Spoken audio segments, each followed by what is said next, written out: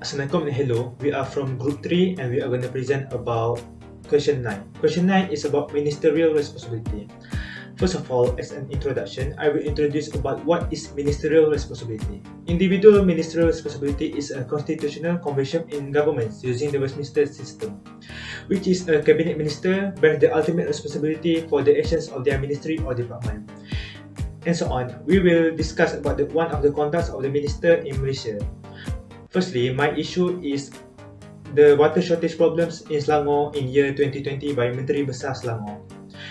I will provide a solution and discuss about it by showing a video that I made.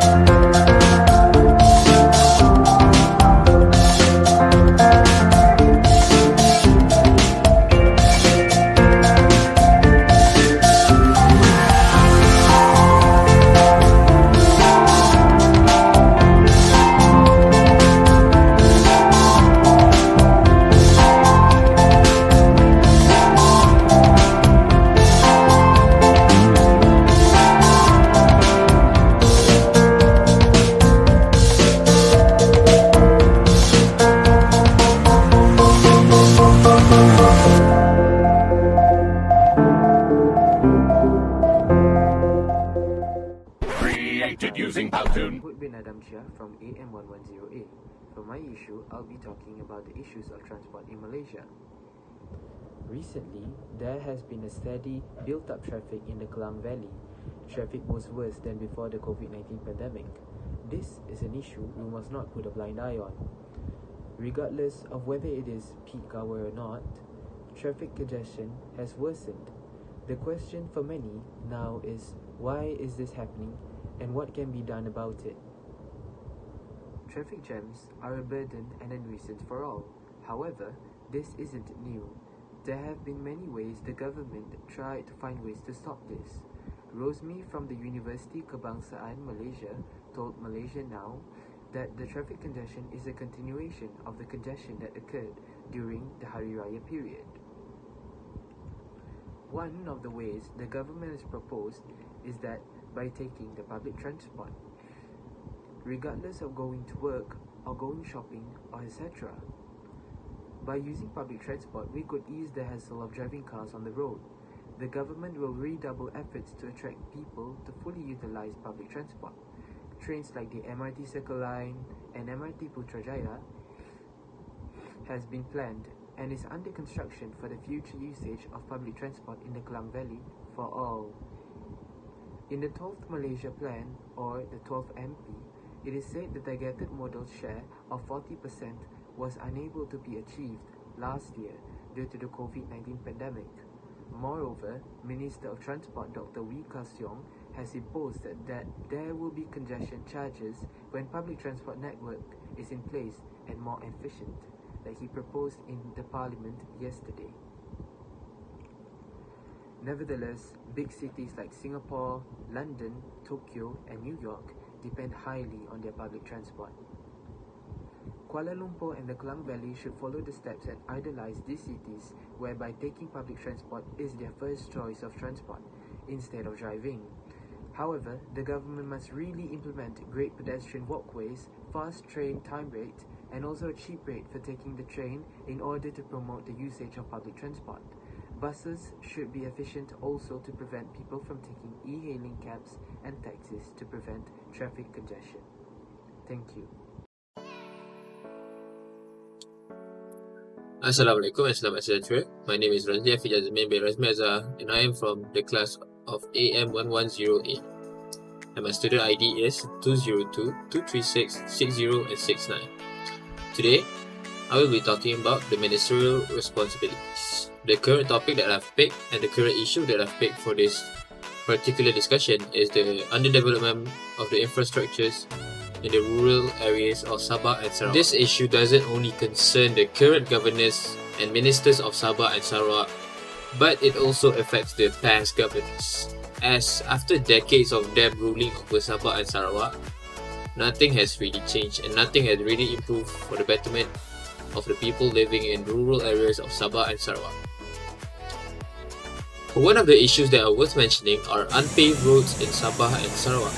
Did you know that back in 2011, RM 2.1 billion was allocated for the ministers to improve the roads in Sabah and Sarawak? But did it really improve? No. As of recently, back in 2021, a video went viral over the internet of a video of a student ziplining across a bridge or a road that are not walkable, ziplining through just to get to school, and even some of them have to cross rivers and jungles and muddy paths just to get to school. The second issue would be clean treated water and electricity. Some people are still depending on power generators for their main source of electricity, and some even depend on candles as a light source during night time. The local depends on gravity pipes and rainwater for years, and during the dry season, a few districts won't even have access to water. One elderly couple has testified that they depend on the river to wash up or clean their clothes. However, for their cooking and to drink, they need to buy water bottles from the nearby store. The issue for the clean treated water is so severe that there is at least one district in Sabah or Sarawak that has a water shortage problem every single day. Another issue is the lack of good internet or telecommunication lines, also known as data.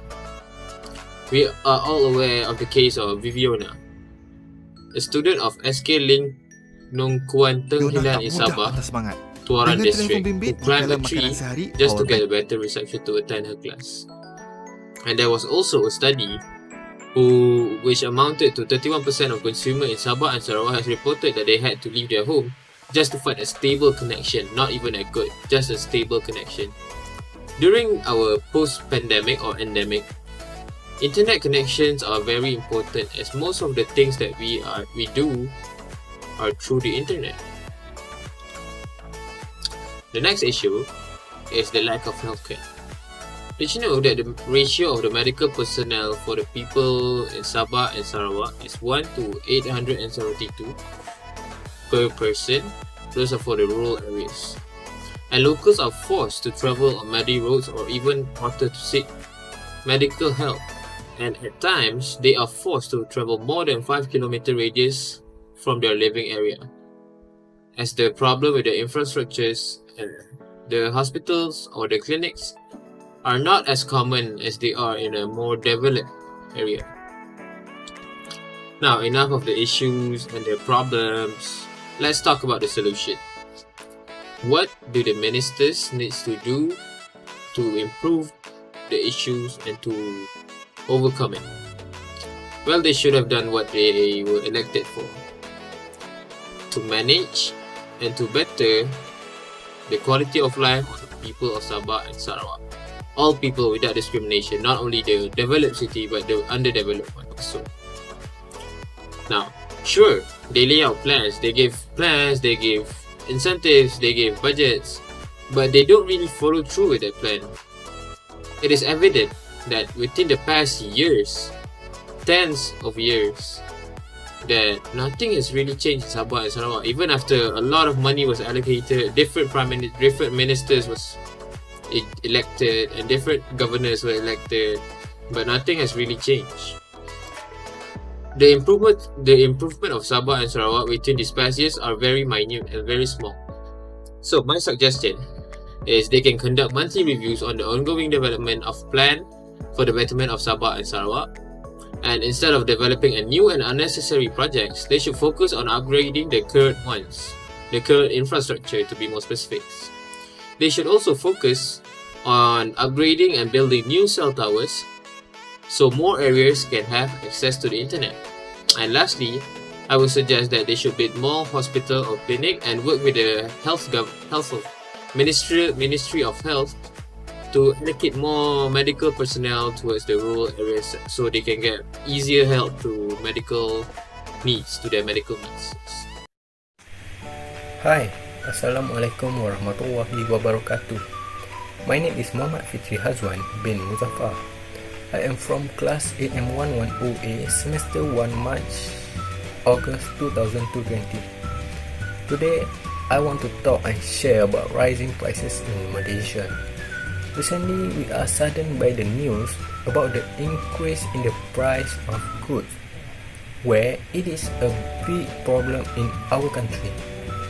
So, how did this happen in our country?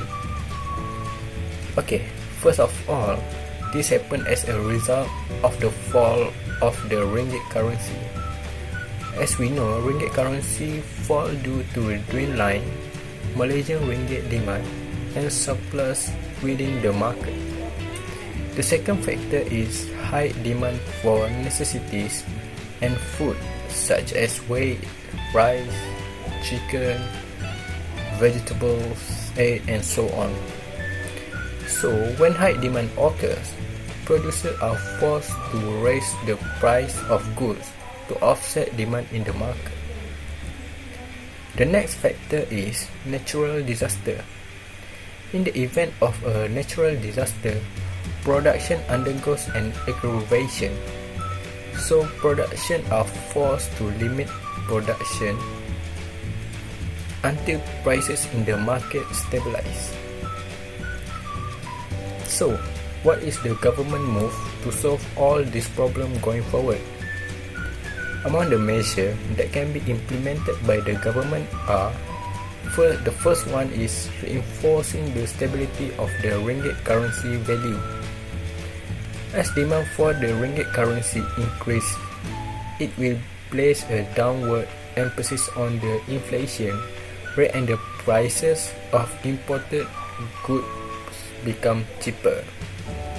Next, government can establish a command that is constantly on the pitch to control the prices of goods raised by producers at will. In addition, the government should also refocus on mega development plans for agriculture focus on basic food production such as rice, vegetable, fruit, wheat. With this method, the government is able to supply goods with adequate requirements on consumer. So, that's one of the solutions that can reduce the problem of raising the prices of goods, or this inflation continues to occur in Malaysia. That's all from me. Thank you very much. Assalamualaikum warahmatullahi wabarakatuh. So, it is clear that the government plays a very important role in a country. In addition, the government needs to care about the people because that is already the government's role. That's all from us. Thank you very much and goodbye.